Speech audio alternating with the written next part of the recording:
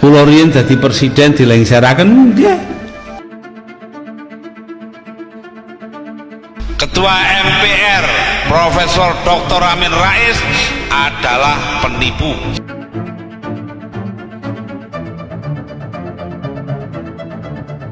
Bisa aset organisasi manapun, baik organisasi Islam.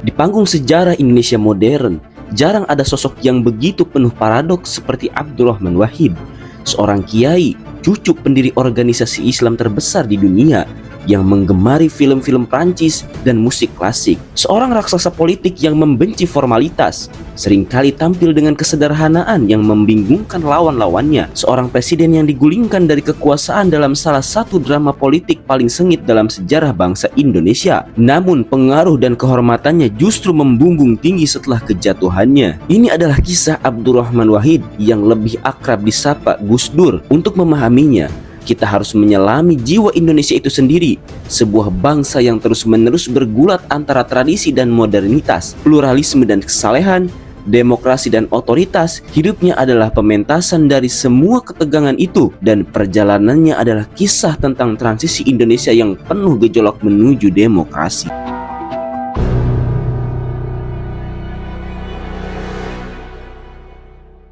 Di jantung peradaban Nahdlatul Ulama NU di Jombang, Jawa Timur, seorang anak laki-laki lahir pada tanggal 7 September 1940. Ayahnya yaitu bernama Kiai Haji Wahid Hashim, memberinya nama Abdurrahman Ad-Dakhil. Ad-Dakhil berarti sang penakluk, sebuah nama yang diambil dari pangeran dinasti Umayyah yang menancapkan tonggak kejayaan Islam di Spanyol. Sejak awal, sebuah ekspektasi besar nyaris profetik disematkan pada pundaknya. Garis keturunannya adalah perpaduan sempurna dari aristokrasi ulama Nusantara.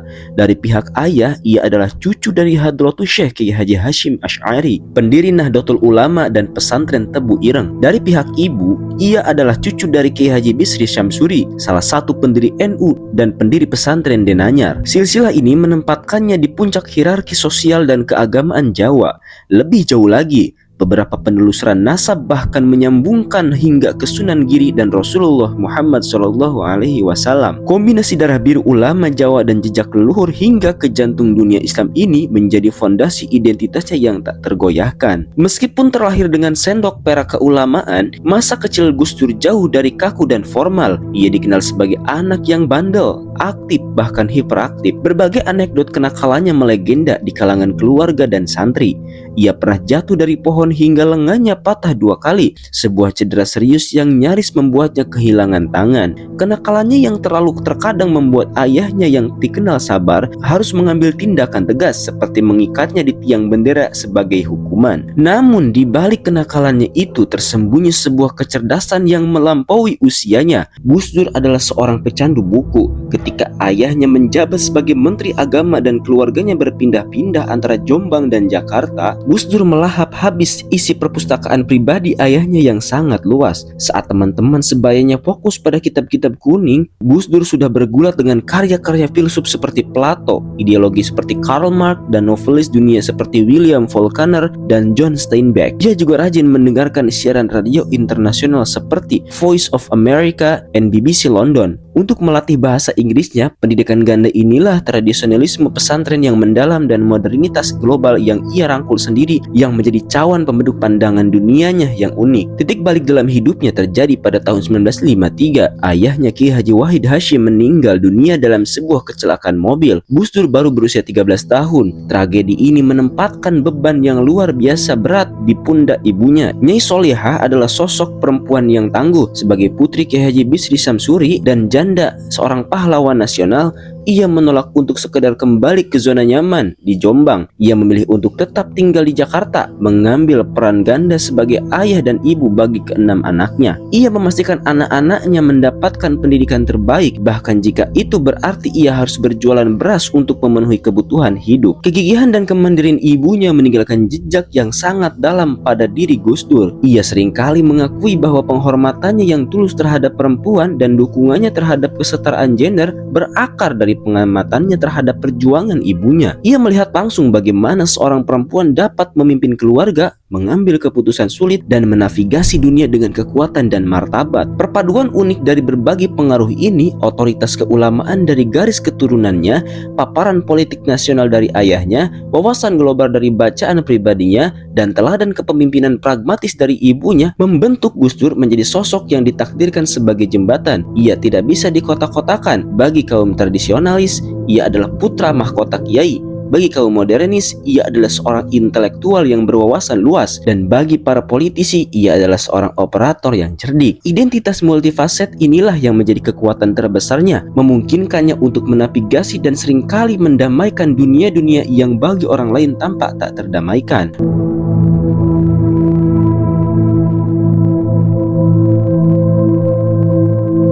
Pada tahun 1963, di usia 22 tahun, Gus Dur mendapatkan beasiswa dari Kementerian Agama untuk melanjutkan studi di Universitas Al-Azhar Kairo, sebuah institusi legendaris dalam dunia Islam. Ia berangkat dengan harapan besar, ingin mencari jawaban atas berbagai persoalan yang melanda umat Islam di Indonesia, seperti kemiskinan dan ketidakadilan. Namun realitas di Kairo membuatnya kecewa. Ia menemukan kurikulum Al-Azhar terlalu kaku dan metode pengajarannya yang usang. Kekecewaan terbesarnya adalah ketika ia diwajibkan mengikuti kelas persiapan bahasa Arab, sebuah bahasa yang telah ia kuasai dengan sangat baik sejak di pesantren. Sahabatnya Kiai Haji Mustofa Bisri atau Gus Mus yang juga belajar di sana mengenang bahwa Gus Dur pada dasarnya tidak pernah benar-benar masuk kuliah karena merasa materi yang diajarkan adalah pengulangan dari apa yang sudah ia pelajari. Alih-alih terikat pada jadwal formal, Gus Dur menciptakan kurikulumnya sendiri. Ia menjadikan Kairo sebagai universitas terbukanya. Waktunya dihabiskan di perpustakaan Universitas Amerika yang koleksinya lebih modern, melahap buku-buku, menonton film-film Prancis dan Amerika, mengikuti pertandingan sepak bola, dan terlibat dalam diskusi-diskusi intelektual yang hidup di kedai-kedai kopi. Baginya, Kairo bukanlah tentang mengejar ijazah, melainkan tentang kebebasan intelektual dan penyerapan budaya global. Setelah 2 tahun di Kairo, pada tahun 1966, Gus Dur pindah ke Irak untuk melanjutkan studi di Universitas Baghdad hingga tahun 1970.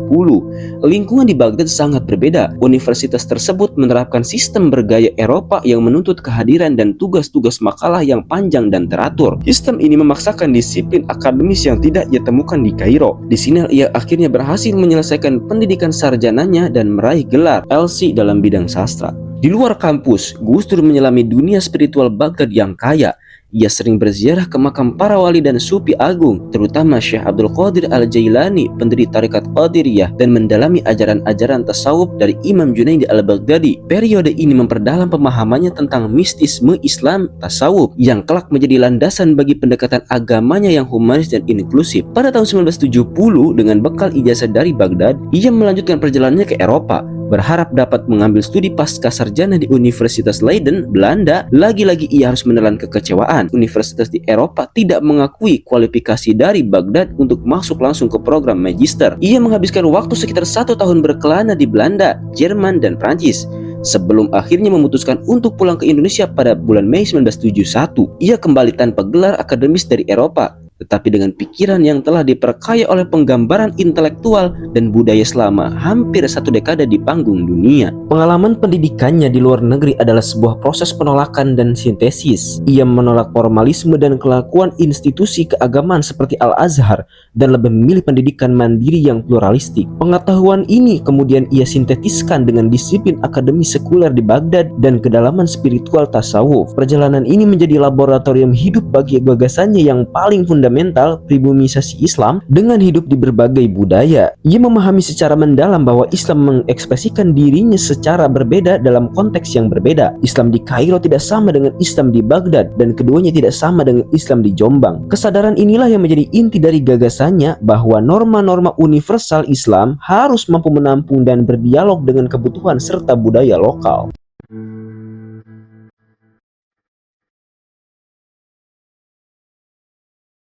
Sekembalinya ke Indonesia, Gus Dur dengan cepat mengukuhkan reputasinya sebagai seorang intelektual publik. Ia aktif menulis untuk majalah bergengsi seperti Prisma dan mengajar di Universitas Hasyim Asy'ari di Jombang. Latar belakang keluarga dan kecemerlangan intelektualnya membuatnya tak bisa lagi menghindar dari panggilan untuk memimpin Nahdlatul Ulama. Setelah beberapa kali menolak, ia akhirnya menerima tawaran kakek Kiai Haji Bisri Syamsuri untuk bergabung dalam Dewan Penasihat NU. Gus Dur melihat sebuah organisasi raksasa yang sedang stagnan, energinya terkuras oleh politik praktis dan terkooptasi oleh mesin politik Orde Baru melalui fusi paksa ke dalam Partai Persatuan Pembangunan atau P3.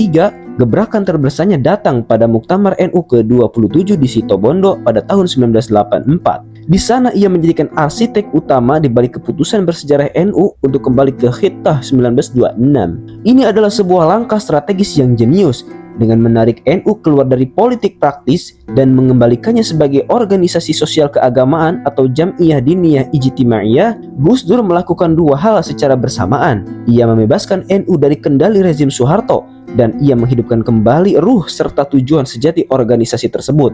Langkah ini mengantarkannya terpilih sebagai Ketua Umum Pengurus Besar Nahdlatul Ulama pada tahun 1984, sebuah jabatan yang akan dipegangnya selama 3 periode hingga tahun 1999. Sebagai Ketua Umum PBNU, Gus Dur menjelma menjadi salah satu kritikus rezim Soeharto yang paling vokal, cerdik, dan sulit ditaklukkan. Ketika banyak aktivis lain dibungkam, dipenjara, atau diasingkan, Gus Dur menggunakan otoritas keagamaannya, jaringannya yang luas, dan terutama humornya yang tajam untuk mendorong batas-batas kebebasan berpendapat. Ia sadar betul bahwa setiap gerak-geriknya diawasi oleh intelijen pemerintah. Ada sebuah kisah terkenal yang menggambarkan kelihayannya. Dalam sebuah rapat penting para kiai yang dihadiri penyusup Intel, Gus Dur tiba-tiba meminta seluruh diskusi dilakukan dalam bahasa Arab yang fasih. Alhasil, sang Intel yang kebingungan hanya bisa melaporkan kepada komandannya bahwa para kiai itu tidak membahas politik, melainkan hanya saling mendoakan. Leluconnya yang paling legendaris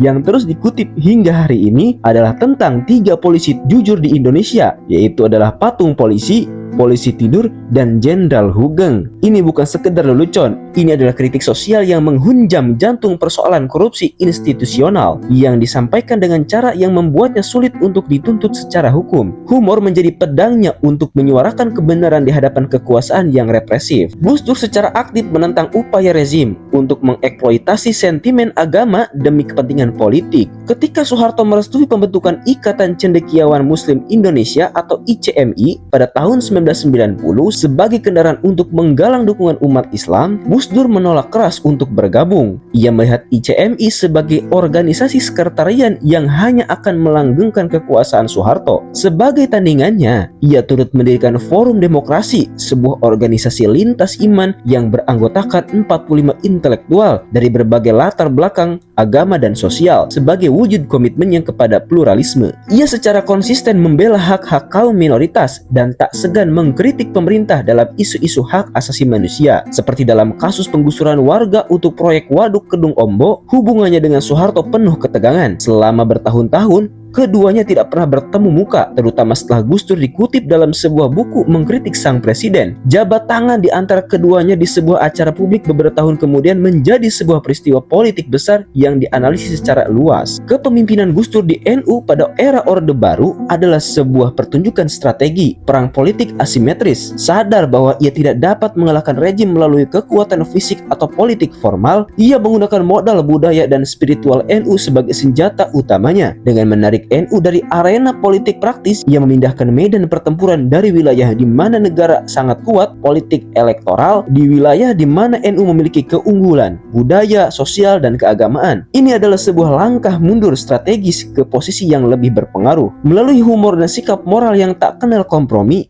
ia membangun sebuah sumber otoritas tandingan yang legitimasinya berakar pada kepercayaan rakyat, bukan pada kekuatan negara. Gus Dur sedang memainkan permainan jangka panjang, mempersiapkan landasan bagi era pasca Soeharto dengan menjaga api pemikiran demokrasi dan pluralisme tetap menyala di dalam organisasi massa terbesar di negeri ini.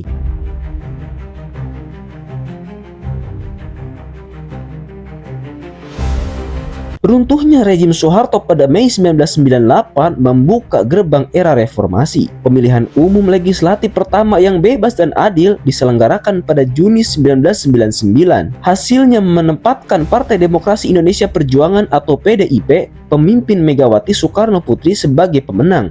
dengan perolehan suara hampir 34%. Kemenangan ini secara logis menempatkan Megawati sebagai calon presiden terkuat. Partai Kebangkitan Bangsa atau PKB yang didirikan oleh Gus Dur berada di urutan ketiga. Di tengah euforia kemenangan PDIP, sebuah manuver politik yang tak terduga mulai terbentuk. Amin Rais, Ketua Umum Partai Amanat Nasional PAN dan salah satu motor utama gerakan reformasi, pada awalnya diharapkan mendukung Megawati. Namun konstelasi politik berubah dengan cepat.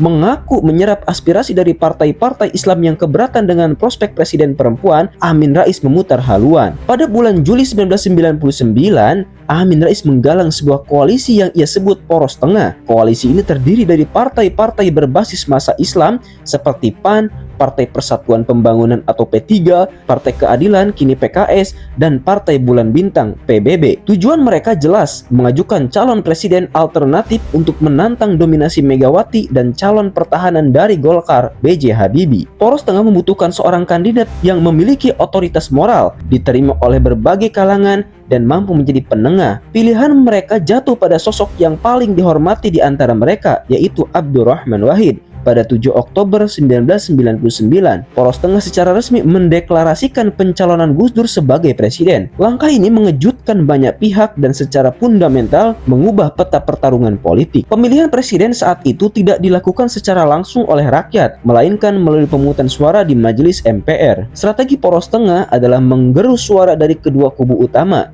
Drama politik mencapai puncaknya dalam sidang umum MPR setelah pidato pertanggungjawaban Presiden B.J. Habibie ditolak oleh MPR. Ia secara dramatis menarik diri dari pencalonan. Pertarungan kini mengerucut pada dua nama, yaitu Gus Dur dan Megawati. Pada tanggal 20 Oktober 1999, dalam sebuah pemungutan suara yang membuat seluruh negeri menahan napas, Gus Dur terpilih sebagai Presiden keempat Republik Indonesia. Ia mengalahkan Megawati dengan perolehan 373 suara berbanding 313 suara. Amin Rais, sang arsitek Poros Tengah, berhasil mengantarkan kandidat yang paling tidak diunggulkan ke puncak kekuasaan. Kemenangan Gus Dur memicu kemarahan para pendukung Megawati yang merasa dicurangi. Untuk meredam gejolak dan menjaga stabilitas nasional, sebuah kompromi politik tingkat tinggi segera dirancang. Keesokan harinya, pada 21 Oktober 1999, Megawati Soekarno Putri terpilih sebagai wakil presiden, mengalahkan calon dari Poros Tengah Hamzah Has. Lahirlah sebuah duet kepemimpinan nasional yang belum pernah terjadi sebelumnya, hasil dari salah satu manuver politik paling cerdik dalam sejarah Indonesia.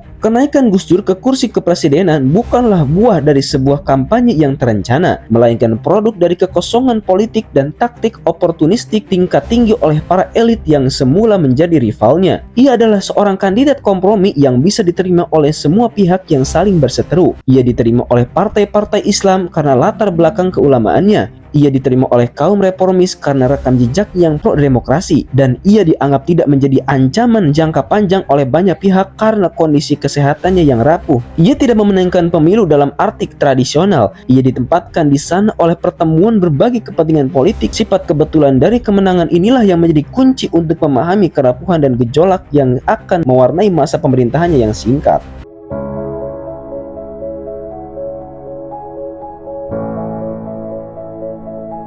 Begitu menjabat, Gus Dur tidak membuang waktu. Ia meluncurkan serangkaian kebijakan yang radikal, berani, dan seringkali mengejutkan, yang secara fundamental mengubah lanskap politik dan sosial Indonesia. Pertama adalah kebebasan pers dan reformasi birokrasi. Salah satu tindakan pertamanya yang paling fenomenal adalah memubarkan DPN. Selama puluhan tahun di bawah Orde Baru, DPN adalah instrumen utama sensor dan kontrol pemerintah terhadap media. Dengan menghapusnya, Gus Dur melepaskan kebebasan pers yang belum pernah terjadi sebelumnya. Ia juga membubarkan Departemen Sosial Depsos yang ia anggap sebagai sarang korupsi dan tidak efisien. Yang kedua, pembelaan hak minoritas. Gus Dur bergerak cepat untuk mengakhiri diskriminasi yang dilembagakan oleh negara selama puluhan tahun. Melalui keputusan Presiden nomor 6 tahun 2000, ia mencabut instruksi Presiden nomor 14 tahun 1967 yang melarang perayaan budaya dan agama Tionghoa di ruang publik. Kebijakan ini memungkinkan perayaan Tahun Baru Imlek secara terbuka untuk pertama kalinya setelah 3 dekade dan membuka jalan bagi pengakuan Konghucu sebagai agama resmi di Indonesia. Atas jasanya ini ia dianugerahi gelar kehormatan, itu Bapak Tionghoa Indonesia.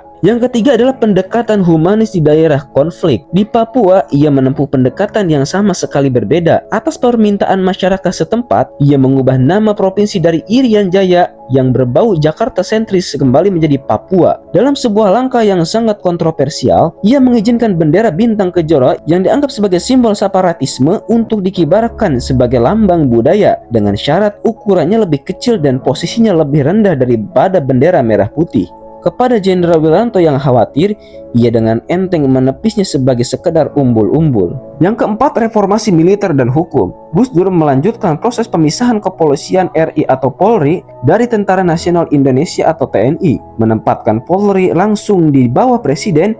Ia juga menghapus badan-badan keamanan represif peninggalan Orde Baru seperti Bakortanas dan Litsus yang selama ini menjadi momok bagi para aktivis. Dengan keberanian yang luar biasa, ia bahkan mengusulkan pencabutan TAP MPRS tahun 1966 tentang larangan ajaran komunisme, Marxisme, Leninisme, sebuah gagasan yang dianggap tabu dan memicu perlawanan sengit dari berbagai kalangan. Seiring kebijakannya yang radikal mengusik banyak kepentingan mapan, lawan-lawan politiknya menemukan amunisi untuk menyerang. Dua skandal keuangan yang kemudian dikenal sebagai Bulogate dan Brunei Gate digunakan secara efektif untuk menggoyangkan pemerintahannya. Kasus Bulogate, kasus ini berpusat pada penarikan dana sebesar 35 miliar dari Yayasan Karyawan Badan Urusan Logistik atau Bulog, yaitu Yanatera Bulog. Nama yang paling terseret dalam kasus ini adalah Suwondo, tukang pijat pribadi Gus Dur.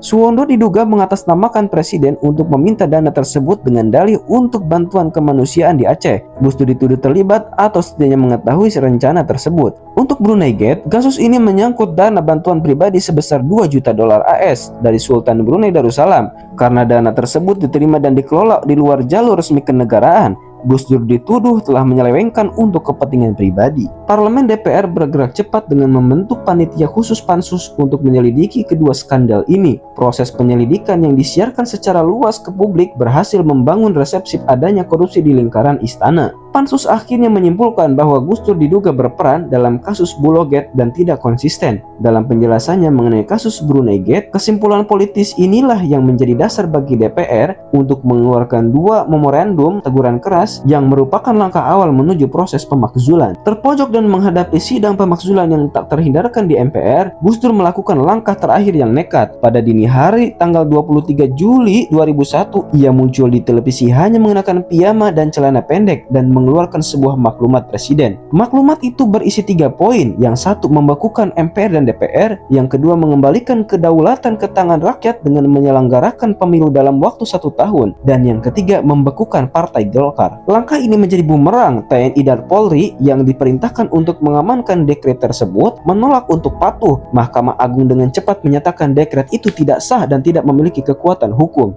Di gedung parlemen, para politisi yang dipimpin oleh Ketua MPR Amin Rais justru mempercepat pelaksanaan sidang istimewa. Pada sore hari tanggal 23 Juli 2001, MPR menggelar pemungutan suara dan dengan hasil telak 591 suara mendukung memakzulkan dan memberhentikan Gus Dur dari jabatannya sebagai presiden. Wakil Presiden Megawati Soekarno Putri segera dilantik sebagai presiden ke-5 RI. Dalam sebuah adegan yang surreal dan menjadi ikon perlawanannya, Gus Dur dengan santai keluar dari Istana Merdeka mengenakan celana pendek untuk menyapa para pendukungnya yang setia sambil mengucapkan kalimat yang akan terus dikenang. Tidak ada jabatan di dunia ini yang perlu dipertahankan mati-matian dengan pertumpahan darah. Kejatuhan Gus Dur bukanlah karena skandal korupsi yang dituduhkan, yang kemudian hari terbukti tidak melibatkan dirinya. Kejatuhannya adalah akibat dari benturan antara agenda reformasi yang radikal dan substansif dan dengan sebuah tatanan politik yang masih beroperasi berdasarkan prosedur, patronase, dan pembagian kekuasaan. Kebijakan-kebijakannya secara fundamental mengancam kepentingan politik dan militer yang telah mengantarkannya ke puncak kekuasaan. Skandal Bulogate dan Brunei Gate hanyalah dalih prosedural yang dibutuhkan oleh lawan-lawannya untuk menyingkirkannya secara sah, seperti yang kemudian ditegaskan oleh putrinya Yeni Wahid dan diakui oleh banyak analisis. Gus Dur dilangsirkan bukan karena korupsi, melainkan karena ketegangan politik yang tak terdamaikan antara seorang presiden reformis dengan parlemen yang resisten.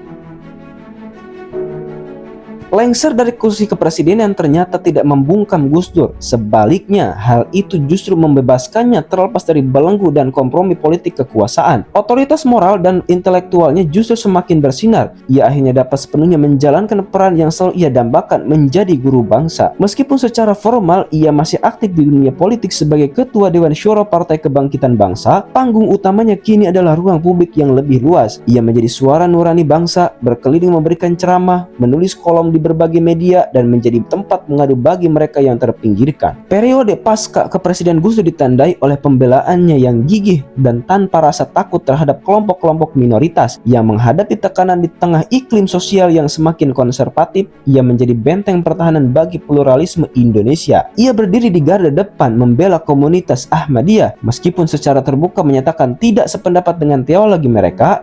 Gus Dur dengan tegas mengatakan bahwa ia siap mati untuk membela hak mereka sebagai warga negara untuk hidup dan berkeyakinan dengan aman. Ia menyuarakan hak-hak kaum Tionghoa, sebuah perjuangan yang membuatnya secara resmi dinobatkan sebagai Bapak Tionghoa Indonesia pada tahun 2004. Landasan pembelaannya sederhana namun sangat mendalam. Konstitusi UUD 1945 menjamin hak yang sama bagi seluruh warga negara tanpa memandang agama, etnis, atau budaya. Baginya menjalankan amanat konstitusi dan membela kemanusiaan adalah wujud tertinggi dari keberagaman yang sejati. Setelah berjuang melawan berbagai komplikasi penyakit selama bertahun-tahun, Gus Dur Kiai Abdurrahman Wahid atau Gus Dur wafat pada tanggal 30 Desember 2009. Wafatnya memicu gelombang duka cita nasional yang spontan dan masif, melintasi sekat-sekat agama, etnis, dan golongan. Ribuan orang dari berbagai latar belakang tumpah ruah di jalan untuk mengiringi prosesi pemakamannya dari Jakarta menuju peristirahatannya terakhir di komplek pemakaman keluarga di Tebu Ireng, Jombang. Gereja-gereja menggelar misa arwah, kelenteng-kelenteng membakar dupa untuk menghormatinya, dan media massa secara serempak mendaulatnya dengan gelar guru bangsa.